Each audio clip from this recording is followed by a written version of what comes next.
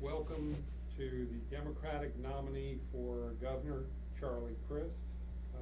We appreciate your coming in and answering some of our questions today. It's my pleasure. Thank you, Paul. Thanks for having me. Governor, the last time you ran statewide was in 2010. You began that race for U.S. Senate as a Republican and said you were the true conservative in the race. So how can voters take seriously your reinvention now, just 4 years later, as a progressive Democrat? I think I've always been a progressive Democrat. You know, the way I would explain it is if you had heard about a governor who brought about automatic restoration of rights in Florida, you probably would have thought that was a Democrat. If you heard about a governor who fought for higher pay for school teachers and higher per pupil funding for students in our schools during the Great Recession, you probably would assume that was a Democrat. If you heard about a governor of Florida who tried to fight to have the Everglades purchased to preserve it, the way Marjorie Stoneman Douglas talked about in her book, The River of Grass, you probably would think that that was a Democrat. Well, that governor was me, and now I am a Democrat. And I've had a lot of friends tell me for a long time that, you know, Charlie, I think you've always been a Democrat, you just didn't know it. Well, I guess I know it now, and I've never been more comfortable politically than I am today. Well, here are just a few of the areas where you've made statements in this campaign that are odds with statements you made in prior campaigns. U.S. travel to Cuba, the Affordable Care Act, gun control, same-sex marriage, in-state tuition for illegal immigrants. What's going on? What was the first one? U.S. travel to Cuba. Yeah. You criticized Jim Davis in 2006 for taking a trip to Cuba. What's gone on is more time has passed. We have had a policy in place now for 50 years, more than 50 years actually, the embargo. It's clear to me it hasn't worked. It's obvious that if we're going to try to help the people on the island who suffer, that we have to try something different in order to achieve that. And that's what's changed, time. And so I think that, you know, people describe the definition of insanity of continuing to do the same thing over and over again and expecting a result. And we don't have any result out of this embargo policy that we have. So it's clear to me that after the passage of time, we ought to try something different because people on the island still suffer. On gay marriage, I think the entire country has really seen a new age of enlightenment, if you will, and I think a lot of the credit should go to the president. When he did an interview a couple of springs ago with, I think it was Robin, I forget her last name right now off the top of my head, but at any rate, he said at the time where I felt about the issue, and he said, I've always believed, or I believed in civil unions, but you know, I've been talking to my wife, and we've been talking to our daughters, and we've been thinking about this issue, and have come to the conclusion that who am I or who is government to tell people who to love, or frankly, who to marry? And I feel the same way. And I think a lot of American society has made that change. And I think that's healthy, and I think it's a good thing. You know, on guns, I really haven't changed. I've always been for the Second Amendment. I feel that way today. But again, I've seen some events around our country that disturb me. These shootings at schools and other institutions lead me to the conclusion that it's probably responsible and it makes good common sense to evaluate how we're treating firearms. And, you know, shouldn't it be a smart thing for us to require better background checks, for example? And why is there a need to have 30 clips in a magazine? It strikes me that even as a supporter of the Second Amendment, people can agree that those kind of ideas being put into place might make America and Florida more safe. So that's just to address a few of them. Mm-hmm. The Affordable Care Act, you said that you described it in the past as a partisan government takeover of health care, but you seem to be a pretty enthusiastic supporter of it now. Probably more than most, and I've taken some criticism for that. But again, it was a new program at the time. It's we've gotten to be able to know a lot more about that program since its rollout. I think there were people who were skeptical of other large government programs when they first were rolled out. But after a period of time, you come to have the opportunity to review them and see them actually in practice and how they're working. And things like, not allowing for discrimination against people that have pre-existing conditions, I think is a very good element of the Affordable Care Act. The opportunity for more people to have health care coverage. I read a story about it just this morning, that the percentage of the uninsured in our country has reduced several percentage points. And so I think, we are entering a time where, as the richest country in the world, and frankly the richest country in the history of the world, we ought to be able to provide what I view as a civil right, and that is health care to the people of our country. And the last one I mentioned was in-state tuition for illegal immigrants. Mm-hmm. Yes, well, again, I think, that is something that we ought to do. I think even my opponent came around to that position after advocating for an Arizona-style law. But he wouldn't go the next step, which would be to allow for those same students to get a driver's license. So good luck getting to class. But, I think I'm a pragmatist. These young people need help. And they ought to have the right to drive, to be able to get to not only school, but to work. And I think that's what the appropriate view is going forward in a state that's probably one of the most diverse states in the country. We have an awful lot of people that are coming to Florida from different countries. And in my view, we ought to welcome them. And I wish we had a better policy on immigration as it relates to our federal government. These issues I've listed, though, your former positions compared to your positions now, your former positions are almost the equivalent of Republican talking points, and the current positions are Democratic talking points. Is that just coincidence? Does this, is this, there is a calculated appearance to it that I wonder that you could address? Well, I understand people can hold that view, and, that's people's right if they want to. But I would encourage people to not judge me by the words, judge me by my deeds. And what I did as your Attorney General, what I did as your Commissioner of Education, what I did as a young state senator, as it relates to a lot of these things that we've discussed. I got elected in 1992 to the Florida Senate from Tampa Bay. And I remember one of the first votes I took was on the Health Care Committee. And, I'm pro-life, but I don't impose my will on others, and never have felt that that was appropriate. And so in one of the very first votes in that Health Care Committee was a bill that was going to, hi, do you want to come sit down? Feel free if you want. It's not that staid in here.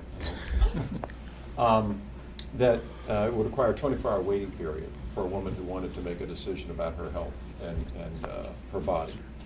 As a young Republican, I voted against that bill in committee, and as a result of that vote, that bill died in committee and never made it to the Senate floor.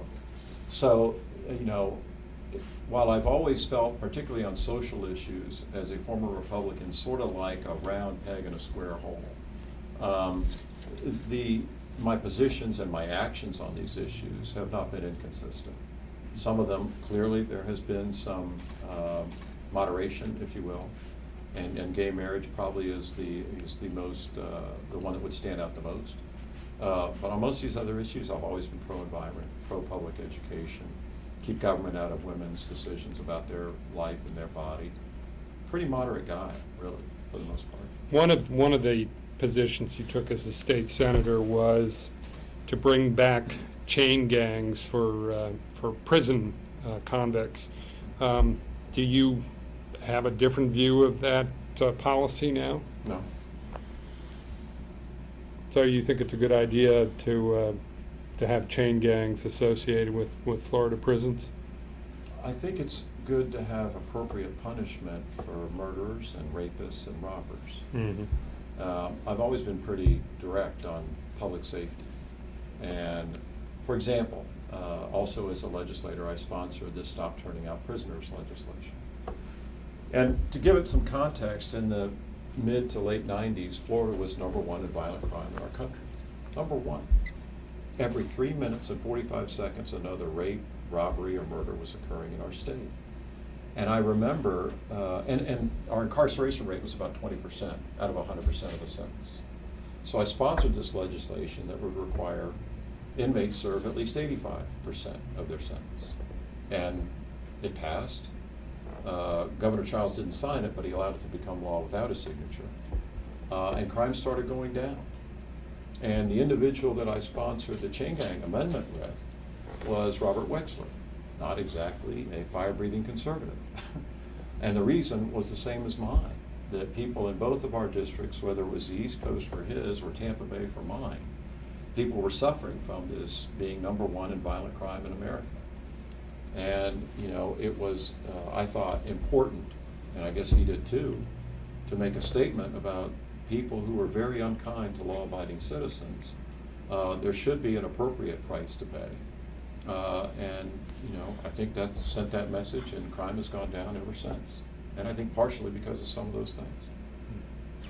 Well, since you brought up crime, I guess part of the vestiges of some of that tough on crime ethic is now that Florida is dealing with swelling prison systems and a ballooning corrections budget.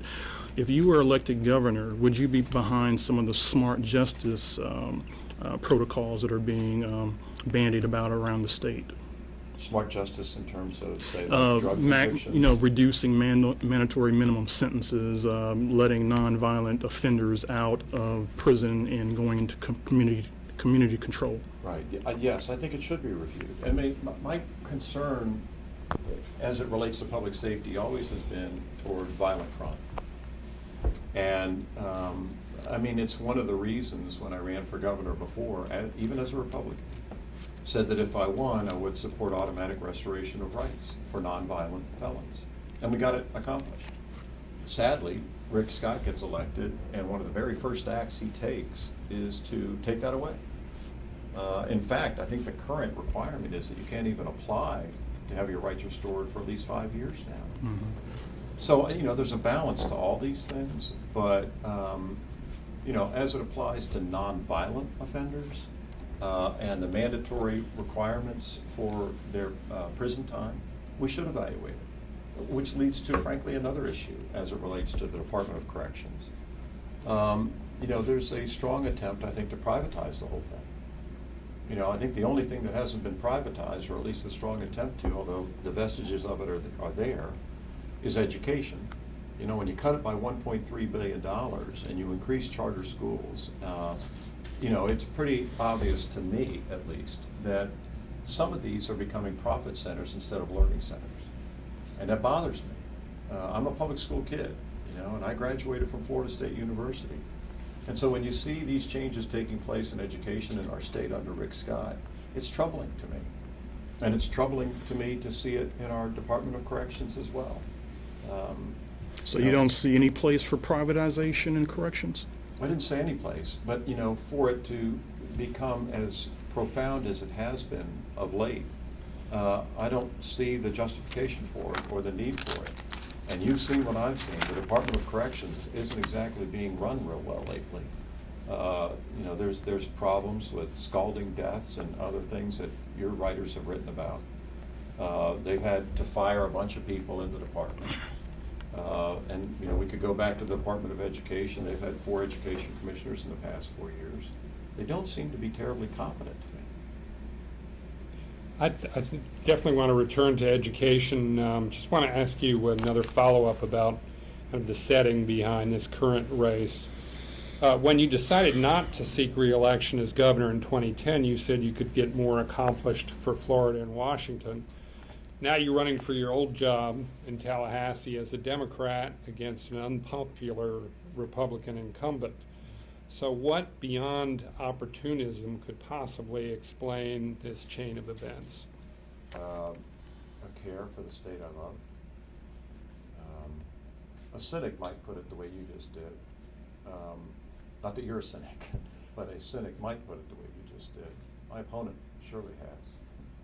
And, you know, I decided to run for the U.S. Senate because the thing I was most proud of as your governor before was changing the tone in Tallahassee. We really brought Republicans and Democrats together to do what I thought were good things for the state. The economy was starting to turn around. things were getting better. And it seemed to me that it was obvious that we had a problem in Washington with gridlock, which is only exacerbated. Frankly, it's even more apparent to me today than it was then. But that election didn't work out. Those things happen in life.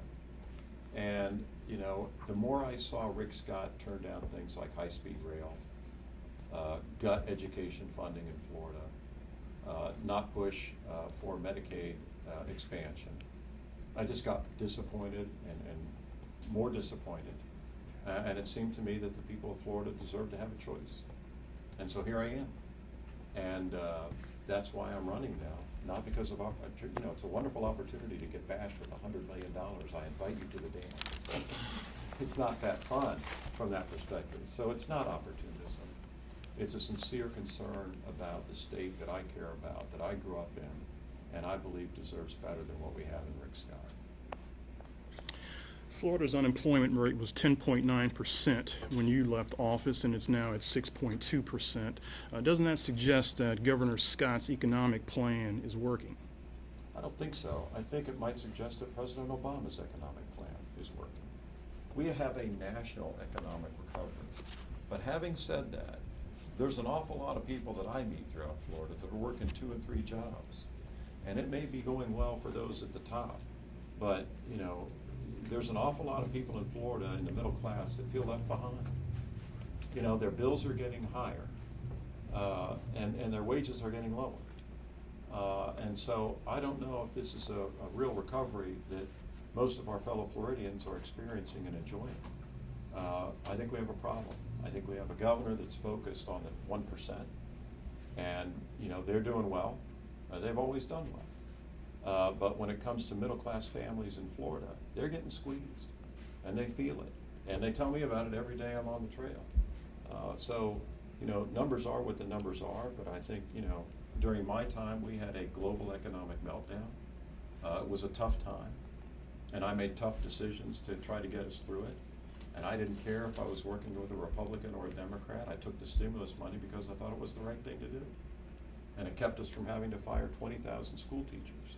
Rick Scott said that was an absolute mistake to do that. And, you know, I just don't think he's right, you know? Just don't think he likes the president, to be blunt. And that's not good for Florida. Well, I guess as a follow-up, the state's debt went up more than $5 billion when you were governor. It's gone down $3.6 billion under Governor Scott.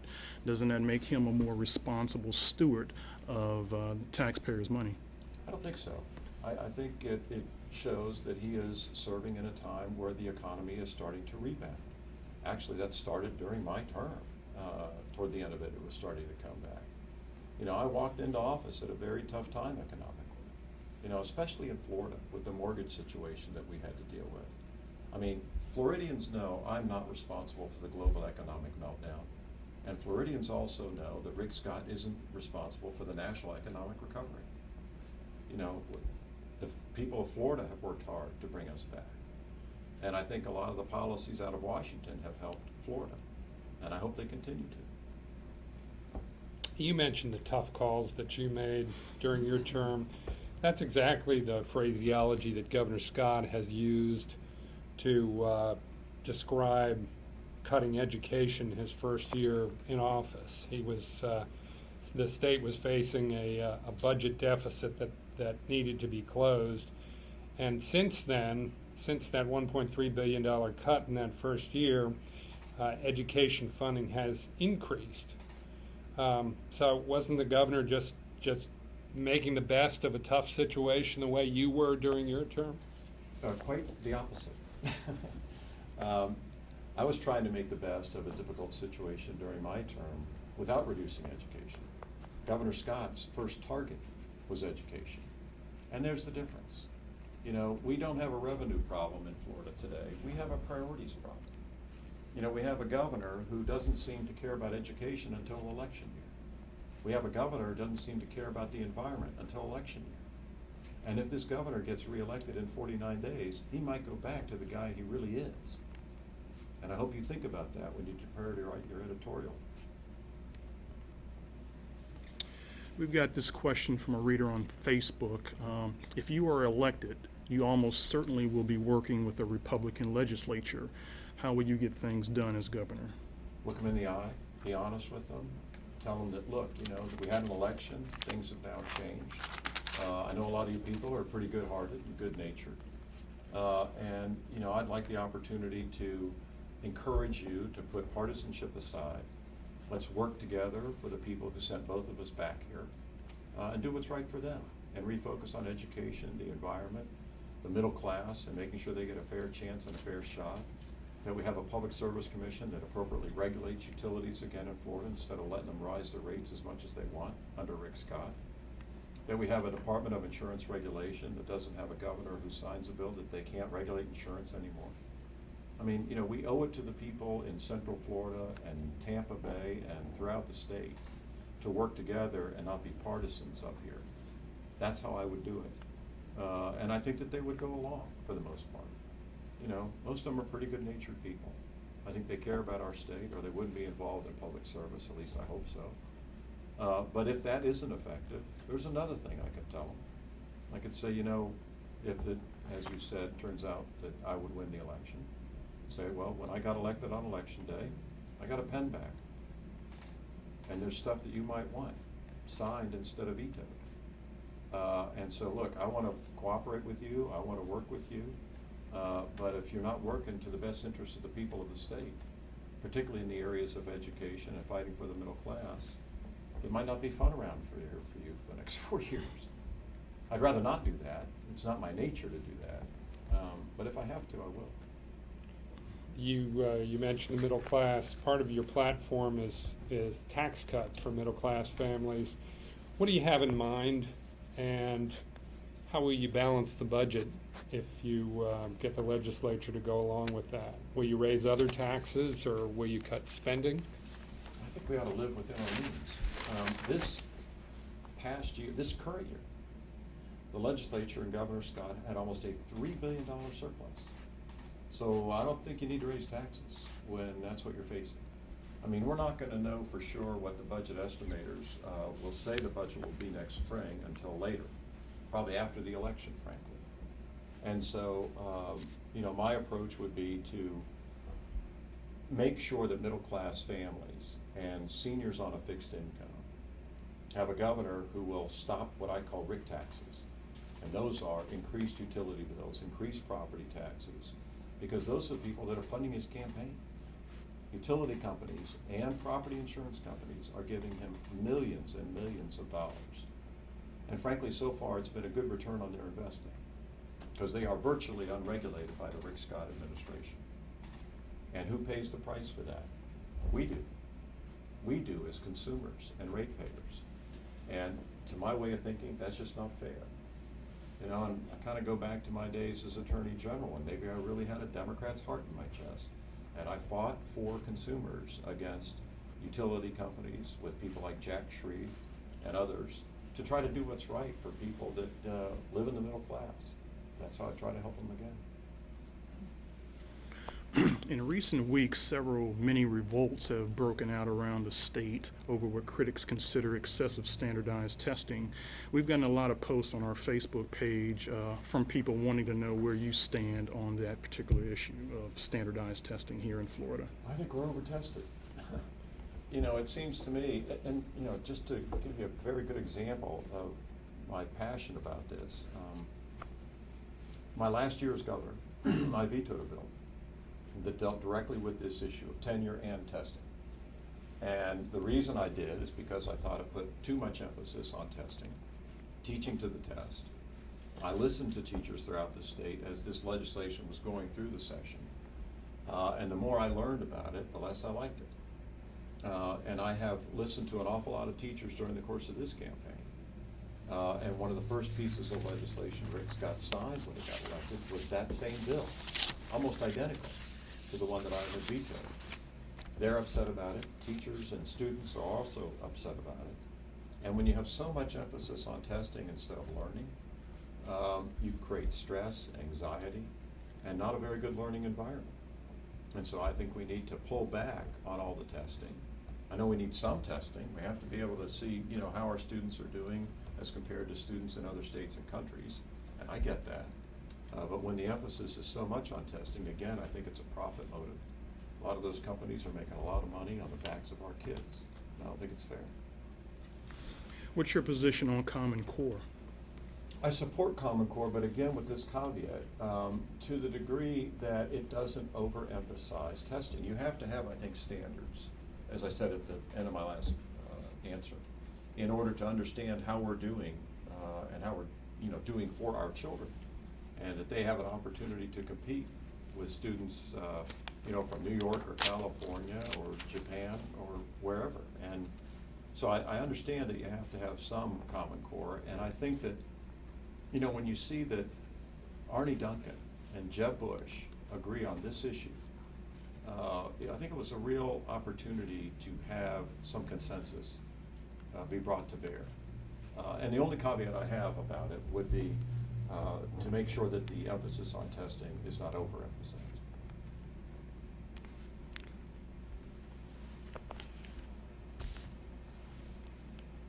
Governor, you've blasted Governor Scott on his environmental policies, but when you were governor, spending on Florida forever went down to zero in the 2009-2010 budget year. It was only $15 million in 2010-2011 budget year. So why should voters view you as a better bet on the environment? It was a global economic meltdown. Haven't we talked about that today? And you want to fund things as much as you possibly can, but you have to deal with realities too. Yeah. Well, we've talked about that. We've also talked about priorities. Yes, we did. And I'll give you mine, if I might. When we had tremendous reductions in revenue in Florida, my two priorities were not just education and the most vulnerable. It also was the environment. You might recall, in fact, during my tenure as your governor, that I tried to purchase hundreds of thousands of acres of the Everglades to preserve it. We talked about it earlier today. So I didn't have a de-emphasis or a lack of priority. I don't think anybody in the history of Florida had ever tried to do that for our environment, and for our Everglades specifically. Now, let's contrast that with what Governor Scott has done to the environment. He gets elected and he appoints members to the South Florida Water Management District in particular, which controls discharges out of Lake Okeechobee into the Caloosahatchee River on the west coast of Florida and the St. Lucie River on the east coast of Florida. And I'm sure you followed this issue. Now, he's got a lot of friends in the sugar industry we've learned about, the King Ranch and other things that are going on. And he appoints people that allow those discharges out of Lake Okeechobee with all its pollutants to start again. As a result, people couldn't swim in the Indian River Lagoon. And on the west coast of Florida, they couldn't go in the Caloosahatchee River. We had record deaths of manatees this past year. I mean, I think he's had a deplorable record on the environment, frankly. And I think mine was pretty good, given the economic challenges I had to deal with. Yeah, just one detail on those discharges. Isn't that more a function of the problems with the dike around Lake Okeechobee than any kind of willful intent to pollute the estuaries down there? I've heard the governor make that argument and blamed it on the president for not making the dike taller. But I disagree. And the reason I know it is I was your governor. And I had an opportunity to look at the issue. And the issue is restoring the natural flow of the water south. And you can do that by allowing the water to flow south or not allowing it to flow south. And when they don't let it flow south, they put all those pollutants into the two rivers on either side of our state, instead of utilizing the natural filter that we have in Florida and was originally intended.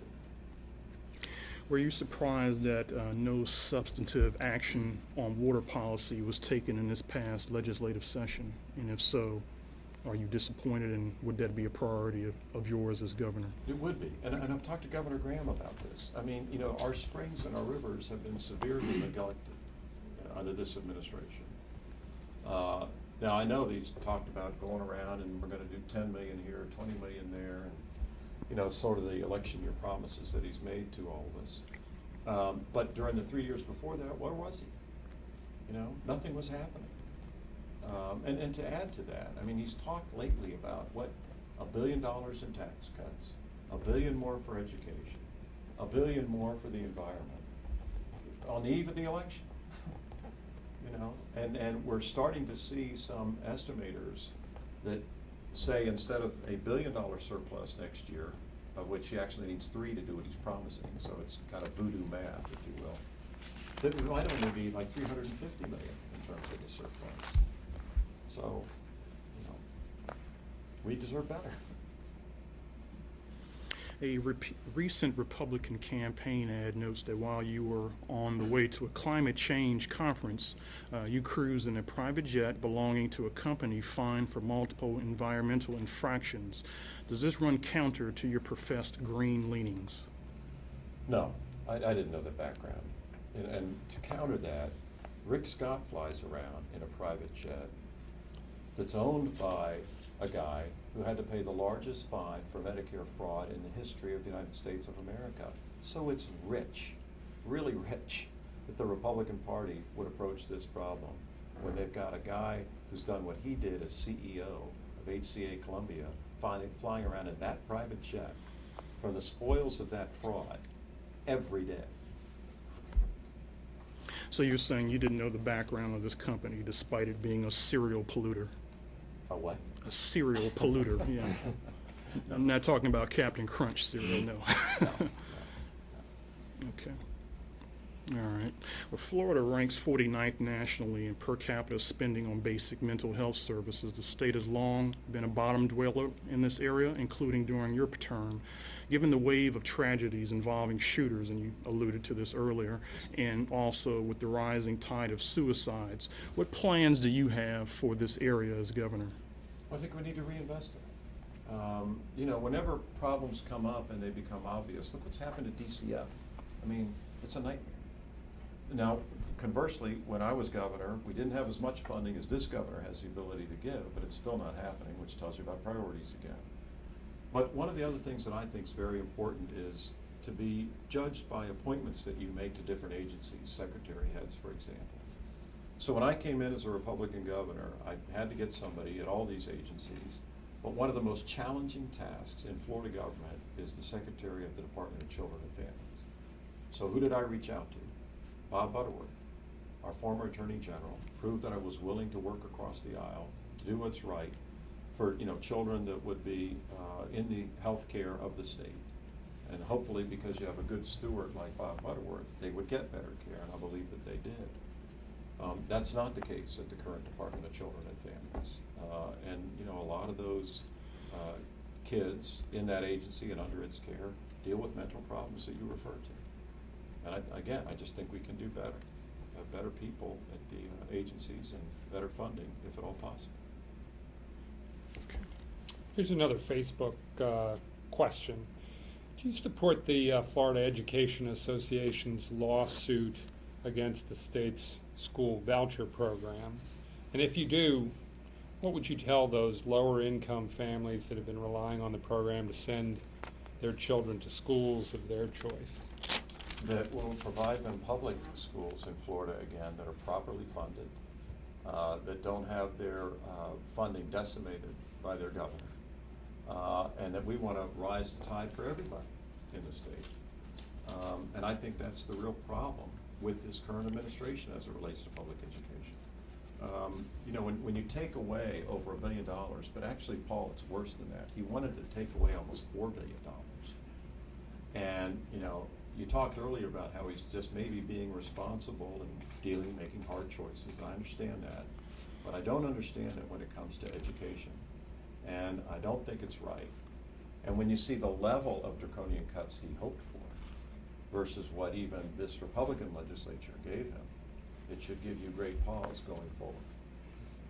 But you're asking voters to give you credit for changes in outlook that you've had personally. What about Governor Scott, after cutting education funding his first year, coming back and adding more money for education in subsequent years? I mean, shouldn't he get some credit for that? Give him some, sure. Give him some. But I wouldn't give him too much. Because the first thing he did after he got elected was do what he really wanted to do. Which was, well, actually, they didn't let him do what he really wanted to do. But he really wanted to cut it by almost $4 billion. So you can give him some credit, but I wouldn't give him much at all. You know. would not do that. Governor, you've supported charter schools in the past. Where do you currently stand on charters? I'm concerned about it. I mean, whether it's vouchers we're talking about or charter schools we're talking about, what I am convinced is that we need to reinvest in public education in Florida. And before we talk about charters or vouchers or anything else expanding in our state, I think that reinvestment and recommitment needs to occur. And that's what I'm committed to. I am concerned about charters in the fact that, originally when they came about in our state, you couldn't have a charter school spring up unless the local school board would approve it. It's not the case anymore. And I don't think that's right. And we've seen a lot of them fail. And I think you've editorialized about it recently, as a matter of fact. Maybe not you personally, but the paper. And it concerns me.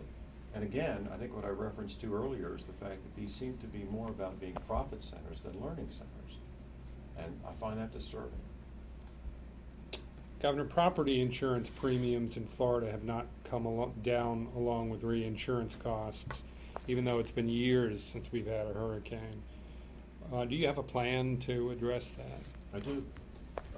Regulate them again.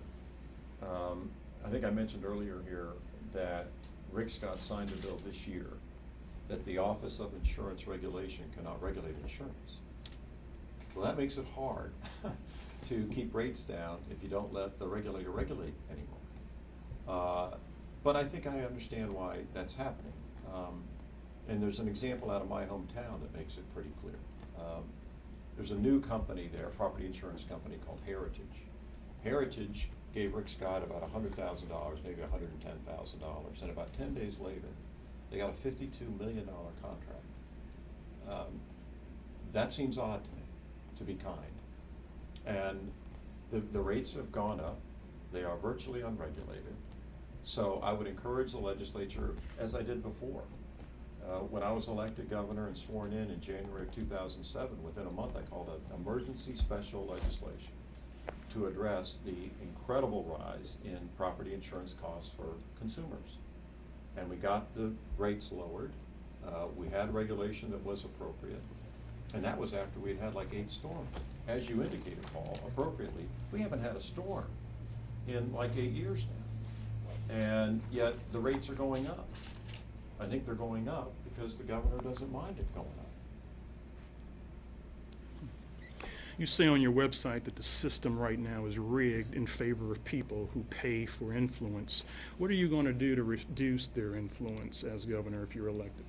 I'll do what I did before. When I ran for governor in 2006, after I became the Republican nominee, well, one of the utilities, because I had been going after them pretty good, said they wanted to give me $1 million to help me win. I said, I don't want your money. And that's how I am. I just don't think that kind of influence is ever appropriate. And I've got over 50,000 contributors that have given $100 or less in this campaign. I'm very proud of that. I don't think that's ever happened in the history of Florida. So it really is a people's campaign. Now, contrast that with my opponent. It's all special interest. It's all big business. And they're all huge contributions. One guy gave him $1 million and then ends up getting $1 billion contract. So how do you stop pay to play? Have an honest governor. Do you have any specific reforms or restrictions in mind, new reforms for lobbyists? We are going to roll some ethics reforms out shortly. We don't have those prepared today, but I'd encourage you to stay tuned to that. How about campaign finance reforms? I think we're not in a bad place right now. The legislature just did these reforms where they raised the maximum contribution to the campaign, where they created political committees. I think it's too new to know if it's problematic or not. I'll let you know after 49 days what I think of it. Do you think it's too late to revive high-speed rail between Orlando and Tampa? No, I do not. I'm an optimist, and I believe that even though Rick Scott turned it down, and the money went predominantly to California, that if the economy continues to improve, and you actually have a governor who has respect for this president, and could go to him and say, we'd like a second bite at the apple, because I know we need it. I drive on I-4. a lot, like every week. And that was the first big jolt, I guess, that I got about Rick Scott, was his turning down high-speed rail. Have you heard from anyone in the White House or anywhere else in Washington that a second bite at the apple might be possible? Yes. Can you speak to who that might No, be? it was a private conversation. Okay. All right. Well, Governor, we've gone through our questions. Do you have, I think we have some folks here who might like to ask you a question or two after we conclude the endorsement meeting. Of course. Is there anything that you would like to conclude with? Yeah, sure. Look, I'm here to get your endorsement. I'm here to appeal to you as Floridians. And I've said it over and over again, I really know we deserve better in this state. I'm disappointed in our current governor. Obviously, I'm not a fan, or I wouldn't be running. You know, and I've got a great life. I do not have to do this. You know, I work for a law firm, and I'm compensated well, but I love my state. And I couldn't sit idly by and allow this guy who says he's going to spend $100 million and $25 million at the beginning of the campaign to define his opponent, to bully everybody out of the race. That's what it was. It was financial bullying. And that's not appropriate. It's not appropriate for Florida or anywhere. And so here I am. And I would appeal for your endorsement, for your vote, for your family's vote, for your children's vote, and for everybody who cares about education and really cares about this environment, and really has a heart for this state that is as special as she is. Well, we appreciate you coming in today. It's my pleasure.